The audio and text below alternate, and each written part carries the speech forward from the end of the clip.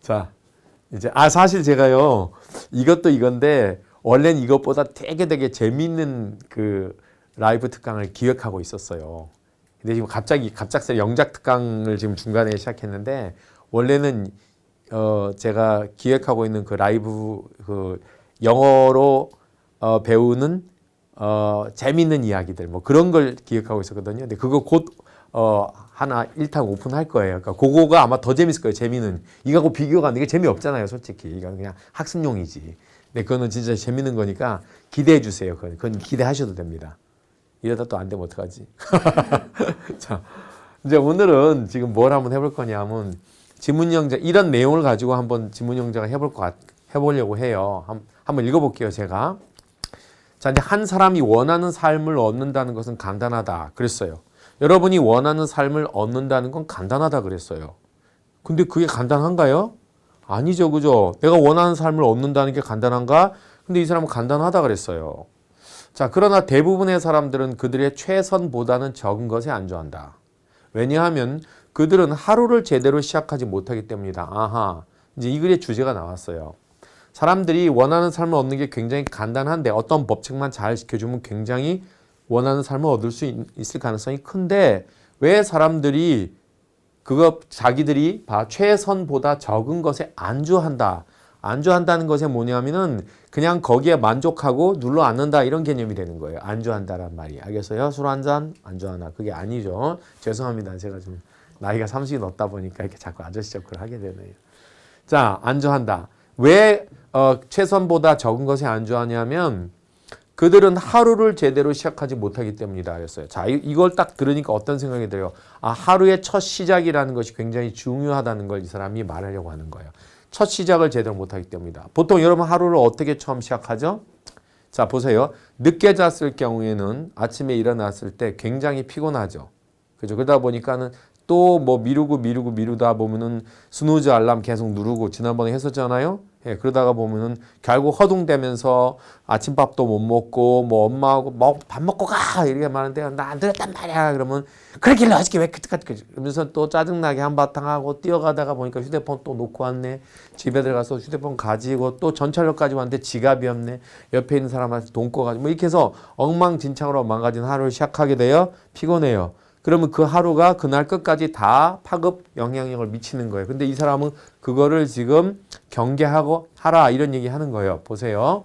만약 한 사람이 긍정적인 마음으로 하루를 시작한다면 처음에 하루 시작할 때 굉장히 긍정적인 마음가짐으로 하루를 시작한다면 그 사람은 긍정적인 하루를 가질 가능성이 크다. 아하, 처음 아침 시작할 때 하루를 긍정적인 마음으로 시작한다면은 그 사람의 나머지 하루가 긍정적인 하루가 될 가능성이 크다. 이런 얘기죠. 게다가 한 사람이 하루에 접근하는 방식은 어떤 사람이 하루라는 그 날에 접근을 하는 방식, 어떻게 접근하냐 하는 그 접근하는 방식은 그 사람의 삶 속에 있는 다른 모든 것에 영향을 준다. 그랬어요. 자, 하루라는 것에 내가 접근하는 방식, 내가 그걸 어떻게 접근하냐. 하루 그냥 또 하루지 뭐 아직도 새털처럼 많은 그런 날들이 남아있는데 이 하루쯤 내가 뭐 뭉갠다 하더라도 어때? 이렇게 접근하느냐 아니면 이 하루가 나의 인생에서 마지막 하루다라고 생각하는 그런 마음으로 접근하느냐에 따라서 그 사람은 삶 속에 있는 다른 모든 것에 영향을 준다는 거예요.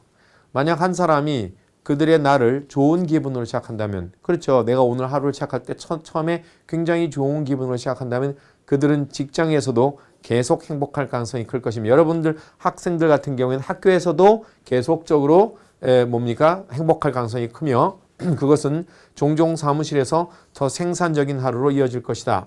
그 얘기는 만약에 여러분들이 학생이라면은 종종 학교에서 좀 더 생산적인 하루라는 것은 좀 더 공부라든지 보람이 굉장히 내가 배운 것도 굉장히 많고 그런 하루로 이어질 거라 이렇게 얘기를 했어요.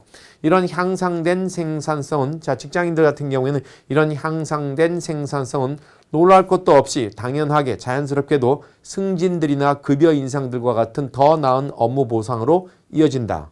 이해되겠죠? 무슨 말인지. 자, 결과적으로 만약 사람들이 그들의 꿈꾸던 삶을 살기 원한다면 그들은 어떻게 하루를 시작하는지가 그 날뿐만 아니라 그들 삶들의 모든 측면에 영향을 끼친다는 것을 깨달을 필요가 있다. 자, 마지막 얘기 한 번 더요. 결과적으로 만약 사람들이 자기들이 꿈꾸던 삶을 살기 원한다면 그들은 어떻게 하루를 시작하는지가 그날뿐만, 그 당일뿐만 아니라 그들 삶의 다른 모든 측면에 영향을 끼친다는 것을 깨달을 필요가 있다. 자, 요런 짧은 글이에요. 글 길지 않죠, 그죠? 그닥 어려운 글 아니니까 이제 한번 해봤는데요. 오늘 배울 주요 핵심 표현들을 제가 이번에는 이렇게 정리해 보았어요. 지난번에 너무 막 맨땅에 헤딩하듯이 막 자수만 딱 던지고 막 해봐라 그러니까 여러분들이 멘붕 걸렸을 텐데, 그래서 오늘은 여러분들하고 제가 좀 이렇게 토들링 해가면서 한번 해보겠어요. 우선 동명사 주어가 여기에 이제 뭡니까? 나온다. 동명사 주어 만들기 연습 좀 해볼 것이고, 또 관계사절 만들기 이런 것들을 좀 제가 쭉 해볼 건데요. 요걸 공부하고 난 다음에 저하고 같이 아까 그 지문을 영어로 모범 답안을 만들어 보면 굉장히 잘 될 거예요. 동명사 주어 만드는 건 굉장히 쉽죠. 그냥 동사의 원형에다가 ing를 붙여서 쭉 자기가 하고 싶은 말을 끝까지 끌고 가면 이게 동명사 주어죠. 그렇죠? 그 다음에 이 뒤에다가 바로 동사를 써주면 되는데 이렇게. 그렇죠? 근데 조심할 거 딱 하나 있어요.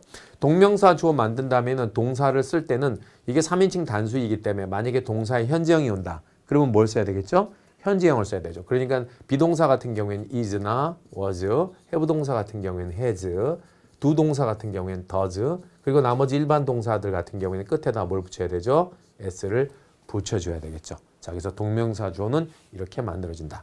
동명사 주어는 한국말로 뭐뭐 하는 것이잖아요. 자, 예를 들자면 제가 이렇게 만드는 거예요. 일찍 일어나는 것은 건강에 좋다. 하면 어떻게 되겠어요?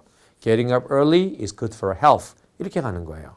이게 되게 쉽죠, 그죠? 뭐뭐 한다는 것, 뭐뭐 한다는 것, ing만 붙여서 가면 되는 거죠, 그죠? 예, 그래서 뭐 영어 공부를 한다는 것은 뭐 나의 취미이다. 이렇게 말하면 studying English is one of my hobbies. 이렇게 해줄 수도 있는 것이고 굉장히 쉬워요. 그 다음에 이제 여기가 관계사절 만들기, 돌식 만들기라고 되어 있는데 이게 이제 조금 어려운 건데 이거는 제가 조금 이따 좀 설명할게요. 먼저 다른 것부터 먼저 하고, 그 다음에 settle for라는 표현 오늘 배워볼 거예요. settle for, settle for. 원래 settle이라는 단어는 정착하다라는 뜻이에요. 자동사로 어디에 떠돌아다니지 않고 여기에 정착하다. 야, 우리 그만 여기서 정착하자. 이렇게 말할 때 we may settle here. 우리 여기에 정착하게 될지도 몰라. 이런 식으로 표현하는 거예요. We have to settle here. 우리 여기에 정착해야 돼. 이렇게 정착하다란 말인데 이 뒤에 for라는 말이 오잖아요. 그러면 무엇을 위해서 정착한다는 뜻이 되는 거예요. 그러니까 예를 들어 우리가 물이 필요해요. 물을 찾아 돌아다니던 상황인데 우리 물 때문에 여기 정착하는 거야. 이렇게 말하면 뭐가 됩니까? We are going to settle for water. 이게 되는 거예요. 또는 we are going to settle here for water. 이렇게 말하면 우리는 물 때문에 이곳에 정착할 작정이야. 이런 식이 되는 게 settle for. 알겠죠? 자, 그래서 안주하다 또는 정착하다. 안주가 무슨 말인지 아시겠죠? 그죠? 그런 개념이 settle for. 이런 개념이에요. settle은 타동사로도 사용되어지는데 그럴 때는 뭔가를 해결하다라는 뜻이거든요. 그래서 can you settle this? 이렇게 말하면 너 이 문제 해결할 수 있겠어? 이렇게 사용되어지지만 여기서는 그거 아니고 그냥 settle for, 뭐뭇을 위하여 안주하다, 정착하다. 그거까지만 배울 거예요. 그 다음에 여기 보니까 이제 4번에 배울 표현이 뭐냐면 cannot 동사원형. 이제 너무 쉽죠, 이거는. 뭐뭐 할 수 없다라는 그런 뜻이잖아요. 그죠? 근데 영어에서 뭐뭐 할 수 없다라는 표현을 하면 한국 사람들이 늘 cannot만 너무 많이 써요. 그래서 제가 다른 표현들 좀 많이 쓰는 거 가르쳐 드리려고 해요.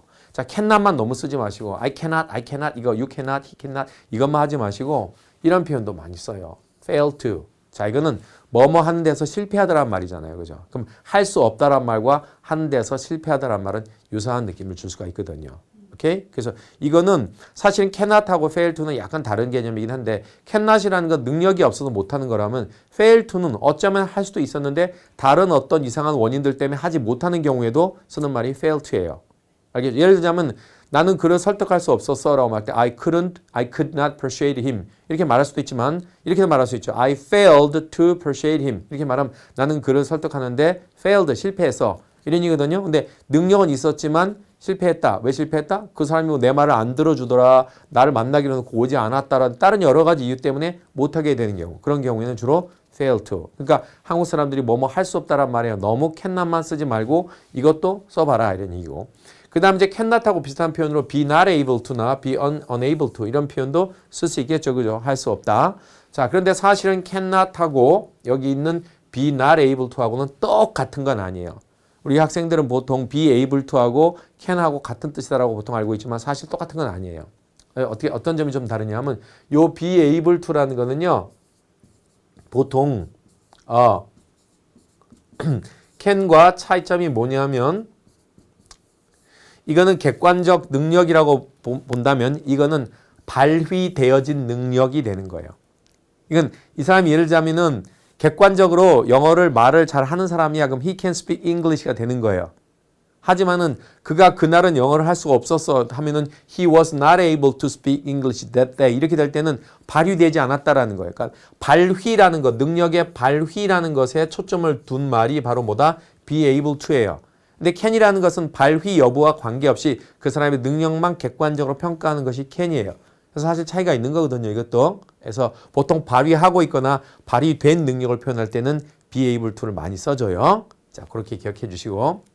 자, 그 다음에 이제 이번에는 뭐 be not capable of 이것도 쓸 수 있죠. 자, 그 다음에 rise의 문미 표현이라는 거 이거 한번 배워보고 넘어갈게요. 자, 얼마 안 남았어요, 이제. rise의 문미 표현. 자, 우리 rise이라는 단어는요. 굉장히 많은 의미를 갖고 있죠. 자, 첫 번째는 명사로는 어떤 뜻이 있죠? 권리라는 뜻이 있죠. 다 아실 겁니다. 그래서 권리라는 단어는 보통 뒤에다 투부정사도 쓰고 투 플러스 명사도 써서 뭐뭐 할 권리 또는 뭐뭐에 대한 권리 이렇게 쓰는 말이 right입니다. 그 다음에 형용사 right은 무슨 말입니까? 형용사 right은 자, 두 개의 뜻이 있죠.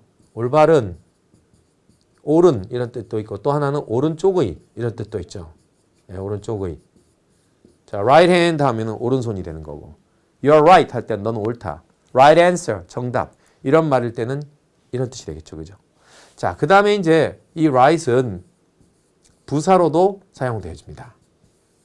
이 부사로는 어떤 뜻이냐면 바로 이런 뜻입니다. 바로.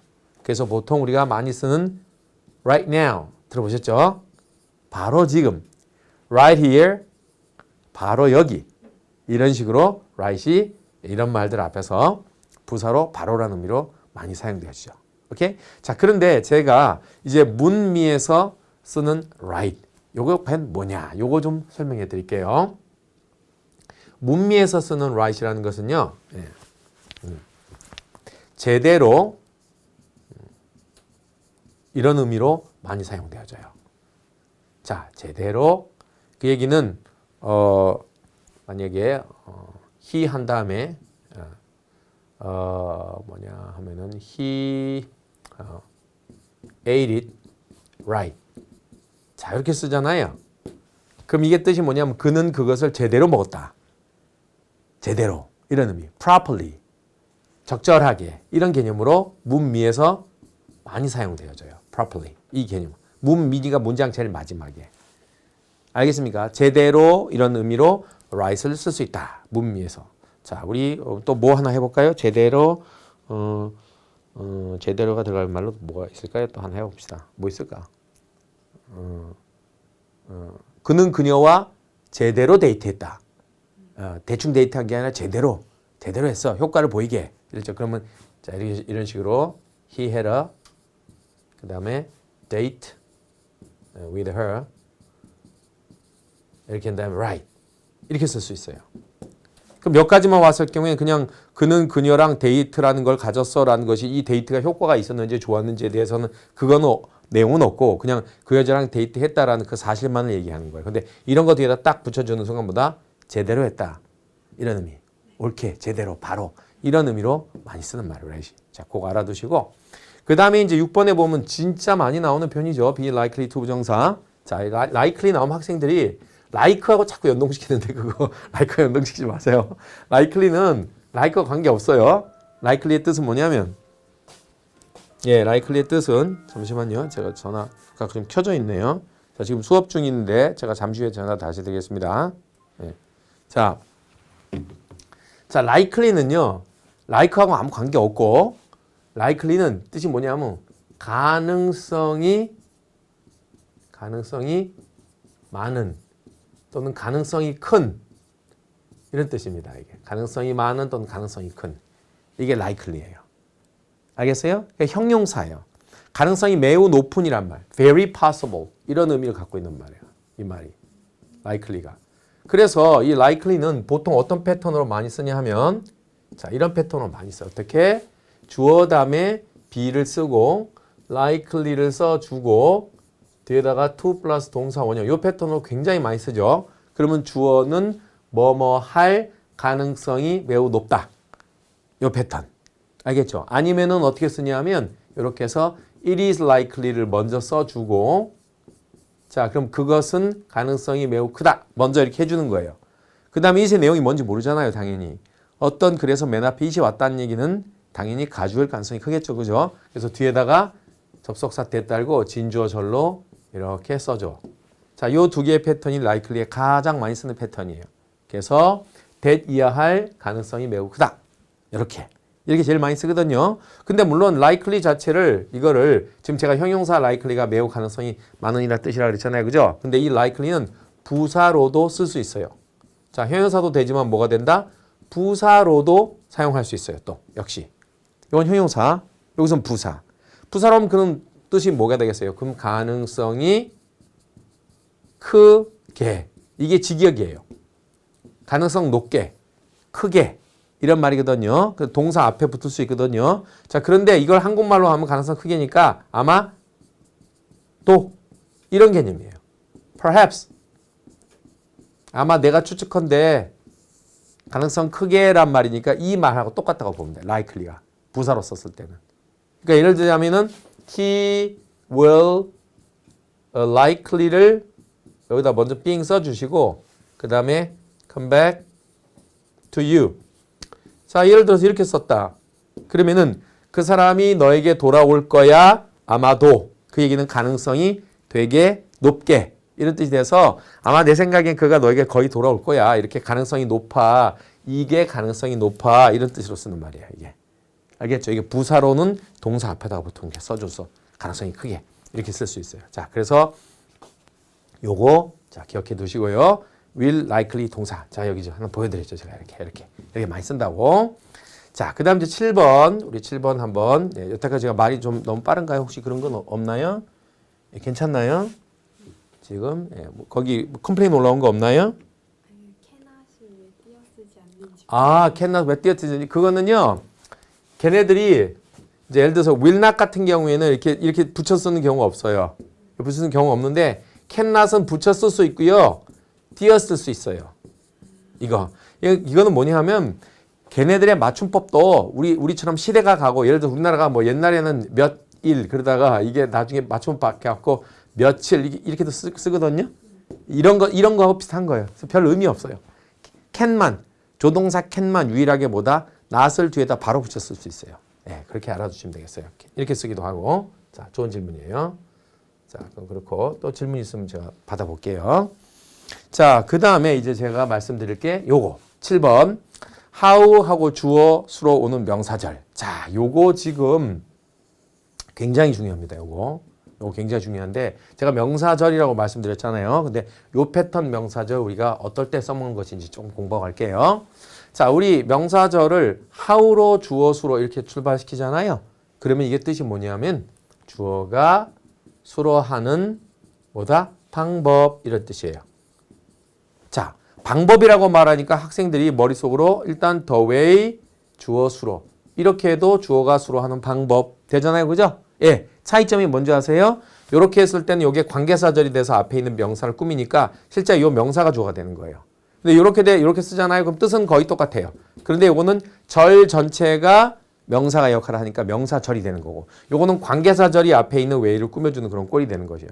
뜻은 똑같아요. 주어가 동사하는 그 방식 이것도 주어가 어떻게 동사하는지 결국 같은 말이에요. 이렇게 해나 이렇게 하나 주어가 어떻게 동사하는지 한번 해볼게요. 그러면 네가 예를 들어서 사람과 대화하는 방법 하면 the way you talk to people 이렇게 하면 네가 사람들과 대화하는 방법 이렇게 할 수 있어요. 그런데 이 패턴을 쓰면 어떻게 돼요? How you talk to people 이게 네가 어떻게 사람들과 대화하는지가 되는 거예요. 같은 역할을 할 수 있어요. 명사절이기 때문에. 몇 번만 연습해 보시면 여러분 이거 금방금방 만들 수 있어요. 그죠? 예를 들자면 뭐 한다고 볼까? 네가 부모님을 설득하는 방법. 이렇게 말할 때 the way you persuade your parents 이렇게도 되지만은 how you persuade your parents 이렇게도 되는 거고. 이해돼요? 되게 쉬운 거예요. 근데 학생들이 잘 못 써요. 이상하게 이거를. 예, 이걸 잘 못 쓰더라고요, 보니까. how 주어 수를 갖다 명사절로 잘 활용을 못 하더라고요. 그래서 여러분 이거 많이 좀 써보세요. 알겠죠? 자. 그 다음에 lead to. 자, 이제 8번에 lead to 나왔는데, lead to가 나오면 학생들 lead라는 단어 때문에 좀 많이 헷갈려 하는 것 같은데, lead는 보통 lead 목적어 다음에 to하고 명사 이렇게 오는 경우도 있고요. 또 하나가 lead 다음에 목적어 다음에 to 다음에 동사 원형 이렇게 쓰기도 하고요. 또는 lead와 to를 붙여서 쓰기도 해요. 이거는 바로 명사 받아요. 자, 이렇게 됐는데 여기 보시면 이거는 to 명사니까 얘가 전치사죠. 여기도 to 다음 명사 왔으니까 전치사죠. 이게 근데 여기는 to 부정사죠. 그죠? to 플러스 동사 원형이니까 요 세 개의 패턴으로 lead가 가장 자주 사용되어진다. 아예 이렇게 기억하시면 돼요.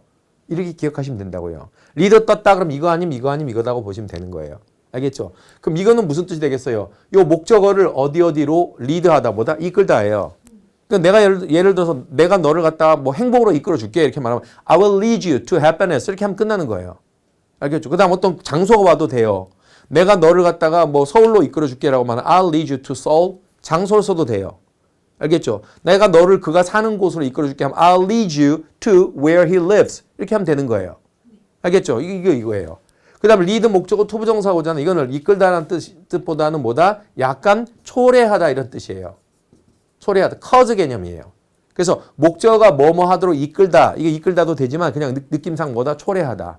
목적어가 뭐뭐 하도록 초래하다, 이끌다. 알겠죠? 자, 그런 태도는 네가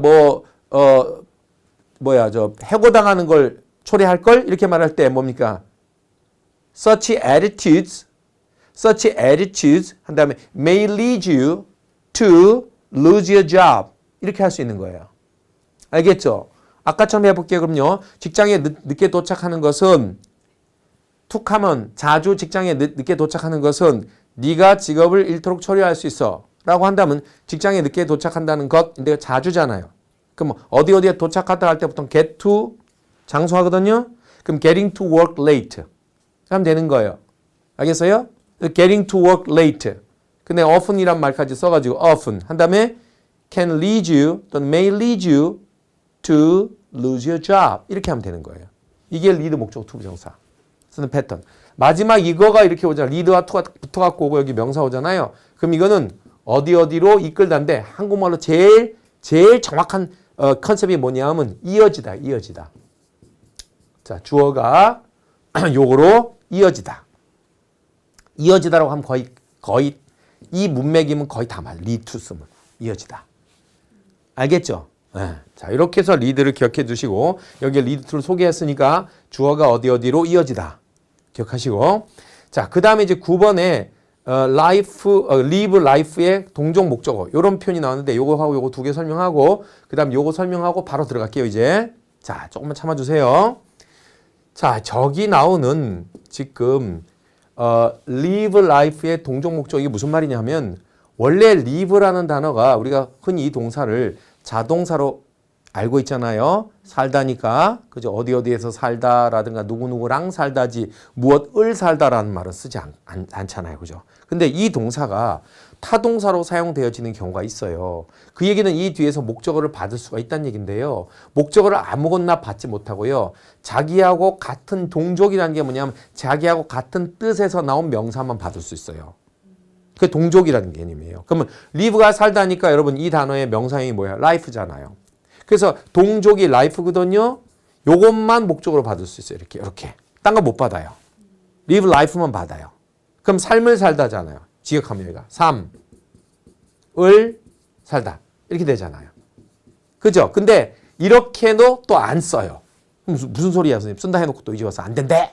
자, 이렇게도 안 쓰고요. 어떨 때 되냐? 들어보세요. 한국말도. 그는 삶을 살아. 이런 말 우리 쓰나요? 어색하기 그지없죠? 그는 삶을 살았어. 그렇게 말할 필요가 없잖아요. 야, 그냥 그는 살았어. 그럼 되지. 그는 이 집에서 살았어. 그럼 되지. 그는 이 집에서 삶을 살았어. 그러면 굳이 삶을이란 말을 넣을 필요가 없잖아. 그지? 그런데 이렇게 한국말 들어보세요. 그는 평화로운 삶을 살았어. 그는 외로운 삶을 살았어. 그는 꿈 같은 삶을 살았어. 이런 거는 써요, 안 써요? 한국말도 쓰죠? 그러니까 딱 들어보니까 뭐다? 아, 그냥 삶을이란 말이 아니라 여기에 뭐가 붙었을 때 수식어가 붙었을 때 동종 목적어를 받을 수 있다는 거예요. 수식어 없이는 안 써요. 그러니까 쉽게 말해서 live a life 이렇게 해서 그냥 띵 해놓고 삶을 살다 이렇게는 안 써요. 걔들이 거의. 그럼 여기에 수식어가 붙던 전치 수식어가 붙던 아니면 뒤에서 후치 수식어가 붙던 뭔가 아무튼 꾸미는 말이 더 있어야지만이 목적으로 받을 수 있다는 것이죠. 이게 동종 목적어라고 해요. 그 동종 목적어 종류가 이게 다는 아니에요. live a life 말고 또 많은 동종 목적어가 있는데 지금 문법 시간 아니니까 그거 설명 다 못해요 여기서. 예, 그건 설명 못하고 오늘 우리 영작하는 것과 관련된 얘기들만 제가 할게요. 그래서 live a life를 쓰려면 어떻게 해야 된다고? live a 여기에 수식어 달고 life를 때리든가 아니면 뒤에다가 뭐라고? 후치 수식어를 달아서 꾸미든가 전치 수식어를 달든가 뭐 두 개 다 다는 건 상관이 없어요. 근데 이것도 없고 이것도 없고 이건 안 쓴다는 말이에요. 알겠죠? 자, 그게 동종 목적어 얘기. 자, 마지막 10번 얘기. not only A but also B. 이건 뭐 워낙 유명한 얘기니까 A뿐만 아니라 B도란 얘기인데 제가 이걸 소개한 이유는 뭐냐면 not only A but also B를 쓰잖아요. 그럼 뜻은 뭐냐면 A뿐만 아니라 B도란 말 맞아요. 근데 얘네들이 여기서 but also에서 also를 잘 안 써요. 걔네들이. 잘 안 써요. 이상하게. 쓰는 경우 반, 안 쓰는 경우 반이라고 보시면 돼요. 알겠어요? 예. 그러다 보니까 실제로는 뭐가 되냐면 not only A 그 다음에 but B 이렇게 많이 쓰거든요. 걔들이. also를 잘 안 써요. 쓰는 경우가 있긴 있지만 여기다 쓰는 경우 있지만 또 뒤에도 써요. 맨 맞으면 여기다가. 뒤에다 쓸 때는 뭐도 쓰냐면 as well도 써요. 역시라는 의미가 되기 때문에. 이것도 쓰고 뒤에다 쓸 때는요. 근데 왜 제가 이걸 소개하느냐 하면 이렇게 썼을 때 우리가 not A but B하고 학생들이 많이 헷갈려요. 그래서 제가 지금 소개하는 거예요. not A but B는 뜻이 뭐예요? A가 아니라 B 이렇게 되는 거고 이거는 A뿐만 아니라 B고 이거는 A가 아니라 B라는 얘기기 때문에 완전 다른 얘기거든요. 근데 not이 오고 난 다음에 but이 오다 보니까 순간적으로 이렇게 착각 많이 해요. A가 아니라 B 이렇게. 그게 아니라 A뿐만 아니라 B.